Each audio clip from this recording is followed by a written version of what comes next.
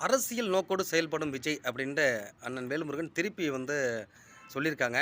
காரணம் நிருபர்கள் அத பத்தி மீண்டும் கேட்டதுனால அந்த பதில அவங்க சொல்றாங்க. அதாவது தான் சிஎம் ஆகணுங்கிறத அவரே மட்டும் சொல்லாம குழந்தைகள வச்சு சொல்ல வைக்கிறாரு. இதனால தான் இந்த மலிவான ஒரு அரசியல்ல அவர் செயல்படுறாரு.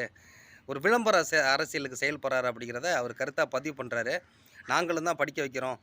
எவ்வளவோ மக்களுக்கு செய்றோம். அதெல்லாம் மேடை போட்டு சொல்லிக்கிட்டா இருக்கோம் நாங்க.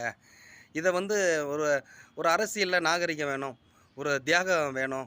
நீங்க களத்துல இறங்கி போராடணும் அப்படிங்கிற ஒரு தொனியில தான் அண்ணன் வேல்முருகன் பதிவு பண்றாங்க. நெறையா விஜய் சாரோட ஆதரவுல உள்ளவங்கலாம் ஆபாசமான வார்த்தைகளால வேல்முருகன திட்டியிருக்காங்க. அதெல்லாம் நம்ம கொஞ்சம் குறைச்சுக்கலாம், கண்டிக்கலாம். ஏன் அப்படின்னா, அ இங்க விமர்சனங்கிறது எல்லாருக்கும் வைக்கப்படுகிறது தான். அ க காந்திக்கே வைக்கப்படுகிறது, காமராஜருக்கே வைக்கப்படுகிறது, பசும்பொன் முத்துராமலிங்க தேவருக்கு வைக்கப்படுகிற போது நம்மலாம் சாதாரண மனிதர்கள் தானே. இப்ப நம்ம மேல வைக்க மாட்டாங்கன்னு என்ன இருக்கு? அவங்க எதிர் அரசியல் பண்ண தான் செய்வாங்க. அதுக்கு நீங்க சமாளிச்சு தான் ஆகணும். அப்பதான் களத்துல நிக்க முடியும்.